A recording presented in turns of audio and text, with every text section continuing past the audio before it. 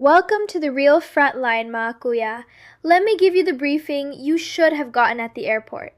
You think that 22-year-old looks at you with your gray temples and your divorce story and sees a king?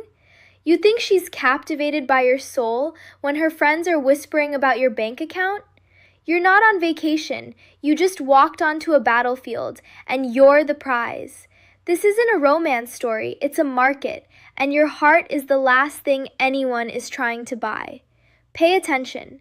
I see you, sitting in that bar in Makati or chilling by the beach in Cebu. You're 45, 55, maybe even 65. Back home, you were invisible. Here, you're a god. A beautiful girl, younger than your own daughter, laughs at your tired jokes and makes you feel alive again. It's intoxicating, I know, but that warmth you feel isn't connection, kuya. It's a probe. It's the first test of your resources, and believe me, you are being graded on a very strict curve. Mistakes here don't just cost money, they cost years. Dating in the Philippines is like playing poker, but you've been given the wrong rules and you're the only one at the table who doesn't know the game is rigged.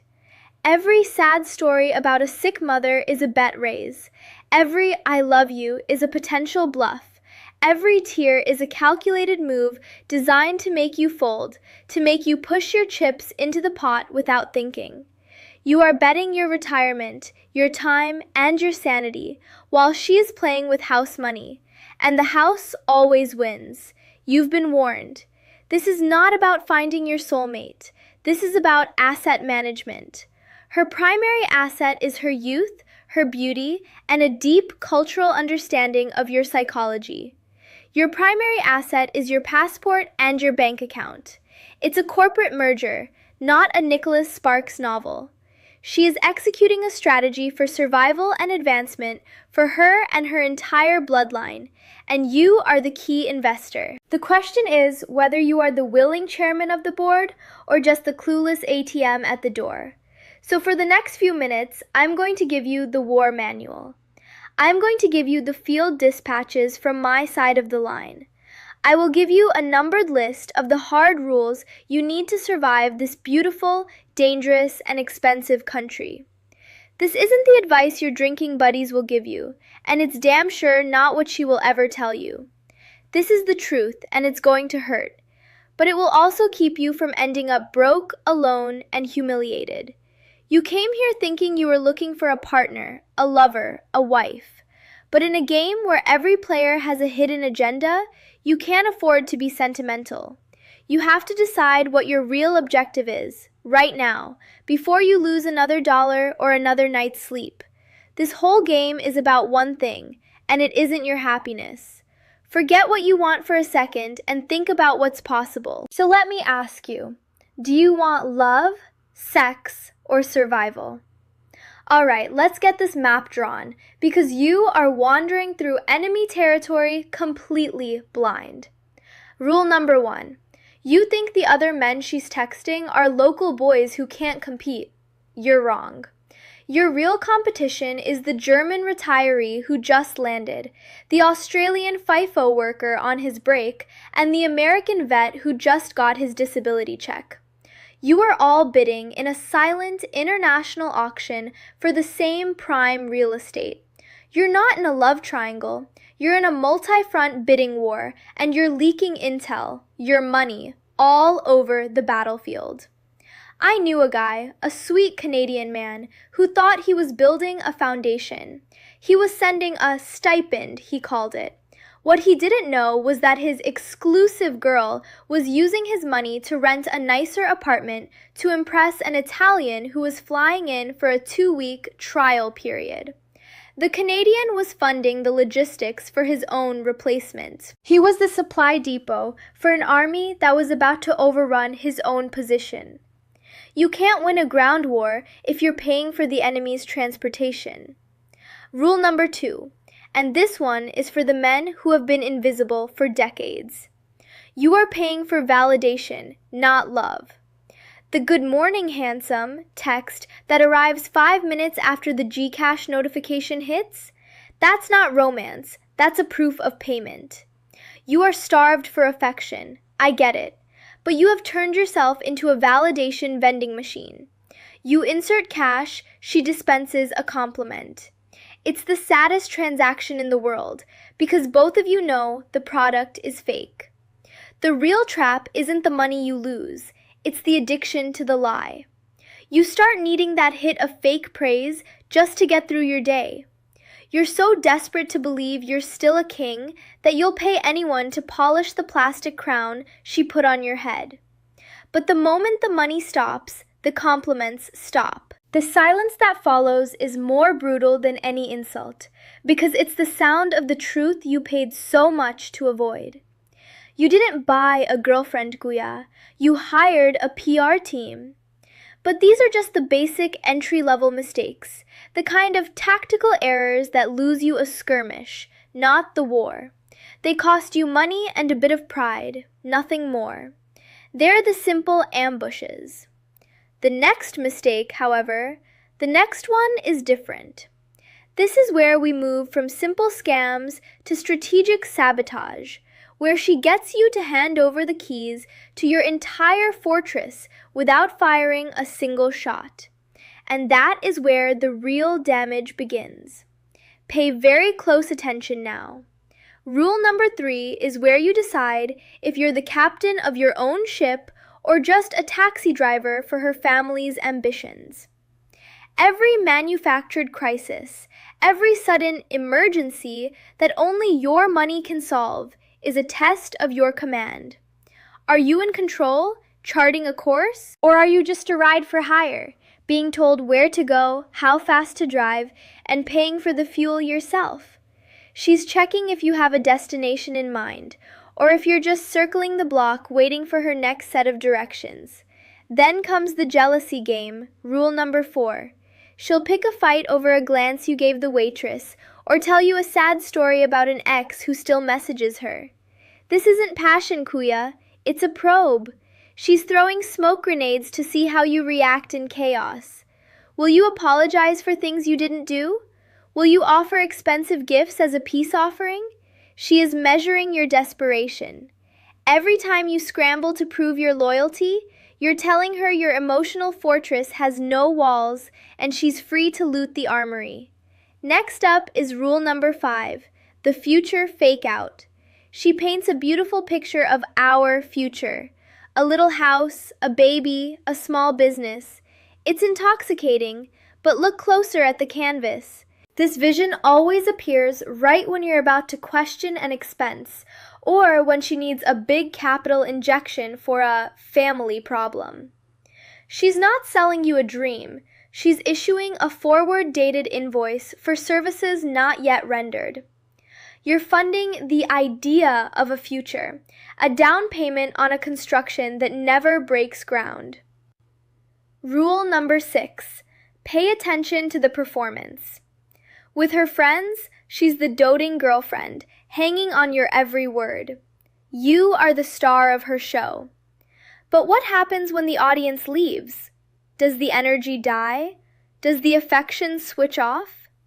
You are a prop in her social theater, designed to signal her status to her rivals. The most important feedback you'll ever get is the silence when you're alone, because it tells you the difference between connection and a contract role. That silence is the real cost of your investment. You see the pattern here? Each rule is a new layer of psychological warfare, designed to keep you off balance, emotional, and spending from a place of fear, not strategy. They want you reactive, not proactive. They want a passenger, not a pilot. But what if you stopped reacting? What if you treated every jealousy play and future promise not as a crisis, but as data? The entire power dynamic shifts the moment you take the wheel. The game changes when you stop negotiating with hope and start navigating with intelligence. Enough admiring the enemy's tactics. It's time to issue your own standing orders. The first step to taking command is to stop reacting to the battlefield and start redesigning it. From this moment on, you are no longer a tourist. You are an air traffic controller. Your life, your resources, your time. It's a critical runway, and nothing gets clearance for takeoff until it passes a full pre-flight inspection checklist. This isn't about being cruel. It's about preventing a catastrophic crash on your own turf. Here is your new protocol. Phase 1, the filter.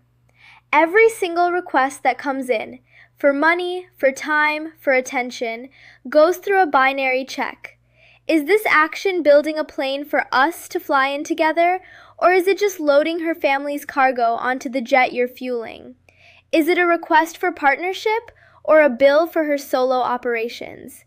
There is no middle ground here. It's a simple yes or no. You must categorize every interaction. Start seeing the data, not the drama. Phase 2, the test. Once you filter the request, you apply a diagnostic. She needs money for a sick aunt? Your move is not to open your wallet. Your move is to offer to drive her to the hospital, to speak with the doctor, to organize logistical support. Watch what happens. If the problem suddenly solves itself with a mysterious donation from elsewhere, you didn't just avoid a tax.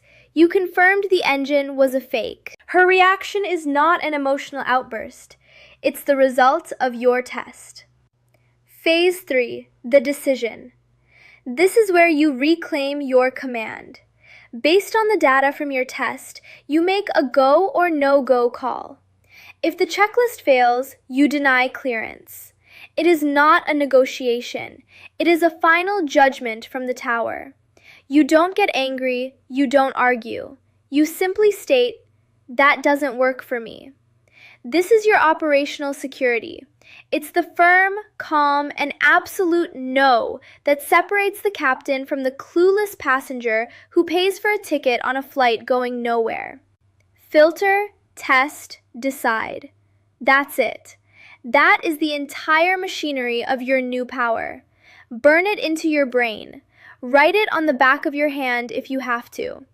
This simple 3-step process is the firewall that will protect your assets and your sanity from the emotional malware designed to drain you. Internalize this framework now. Master it, because in the next briefing, we're done with theory. We're moving to live fire exercises. You need to be ready to execute this under pressure. Don't be late. All right, class is over. Welcome to the final exam. You've got the theory, but can you execute under fire? Because right now, the enemy is launching a coordinated attack. She's mad you won't commit to a visa timeline. Her brother, suddenly, needs tuition for a new semester, and she's gone completely cold in the bedroom. Sex, money, and status all on the table at once. This isn't a game of chess anymore, Kuya. This is ping pong on a tilting table, and she's serving 3 balls at you simultaneously. What do? The old you would have panicked, swinging wildly at every ball, trying to return every serve. You'd send the money to fix the silence, promise the future to get the sex, and apologize for something you didn't do to restore the peace. You would have lost every point before the ball even crossed the net. The new you? You plant your feet. You let the emotional serves fly past. You watch the money serve, the one that really matters, and you apply the filter. Is this tuition for our future? No. Point 1, data. Now for the test. You don't ignore her. You don't fight. You calmly return a different shot. I'd be happy to go with you to the school and pay the bursar's office directly. Watch her face. That split second of frozen panic is the tell. It's the moment her perfect topspin serve hits the net. She expected your wallet to open. Instead, you offered a partnership move, a captain's solution. She will see this as an accusation, a sign of distrust. That's not your problem. It's the sound of the test working. And here it comes. Decision time. She'll refuse your offer, create drama, or suddenly say a rich uncle paid it. Let her. Your decision is already made. The answer to the money is no. The answer to the unearned visa is no. The silence from her side of the bed is the price of your command. It's the sound of a failed transaction. You haven't lost a girlfriend. You have just successfully defended your fortress from a three-pronged attack. You didn't just save money, you retained control. You see, you stop playing her game of emotional reaction and start playing your game of strategic action. This isn't about winning fights, it's about making them irrelevant. You take the emotional spin off the ball and see it for what it is, a plastic sphere of predictable physics. But this defensive perimeter, this new strength, will force her to make a final, critical choice. And that brings us to the last law you will ever need to learn in this country, the one that decides the end game. This brings us to the final and most important law, the one that governs the end game, the law of the flower. Until now, you've been the desperate bee, buzzing around, wasting energy, begging for access. No more. By holding your ground, you become the flower, rich, stable, and self-contained. The bee can choose to land and engage on your terms, or she can fly away to find an easier target. Her departure isn't a rejection. It is the final, successful activation of your defense system. It's the proof that your fortress works. So let's burn the standing orders into your brain one last time. You are the runway, not the final destination. The family tax is a permanent line item on your new budget. Her vulnerability is a weaponized gambit, and her timeline is a ticking bomb you must defuse with your own. You must filter, test, and decide every single time. Here is the ultimate truth. In this beautiful, brutal market, your sentiment is a liability. Your discipline is the only currency that will not lose its value when the pressure is on. This briefing is now your baseline. If you have a war story, a victory, or a scar from getting played, you will post it in the comments. This is not a comment section. It is the debriefing room. We are building the field manual for every new recruit who flies into this country blind. Your disaster can become the map that saves the next man from walking into the same ambush. So like this video, subscribe to this channel, and report for duty. Your real training starts now, in the field, with us. And if this 5-minute intel drop just saved you 5 years of your life and a 6-figure loss, you know the protocol. Hit the super thanks, tip the PayPal. You're not buying my affection, you're funding the next intelligence gathering operation. Your support pays for the ammunition. For the next 24 hours, you have one order. Run one test, just one. Stay sharp out there, hold your frame, and tonight, you make damn sure she has to earn it.